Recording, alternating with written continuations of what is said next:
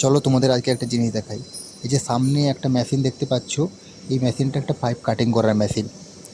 এখন এটাতে একটা 4 ইঞ্চির পাইপ কাটিং হচ্ছে। এটা একটা ছোট মেশিন। এটাতে 2 ইঞ্চি থেকে 8 ইঞ্চি পর্যন্ত পাইপ কাটিং হয়।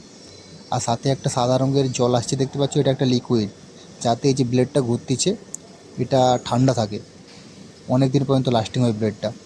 দেখতেই পাচ্ছ, এই কোম্পানি মেশিনটার নাম BMSY 3T0। এটাতে আমরা পাইপ কাটিং করি, বুঝেছো। আর এটা দেখতে পাচ্ছ 810CGH, এই মেশিনটার নাম। এটাতে 32 ইঞ্চি পর্যন্ত পাইপ কাটিং হয়। এটা বড় পাইপ কাটিং করার জন্য। যদিও এখন এটাতে পাইপ কাটিং হচ্ছে না, তবুও এই মেশিনটা চালু করে রাখা হয়েছে, যাতে এর ভিতরে লিকুইডটা জমে না যায়। এখানে এতটাই ঠান্ডা যে ওয়ার্কশপের ভেতরেও লিকুইড জমে যেতে পারে, ঠিক আছে।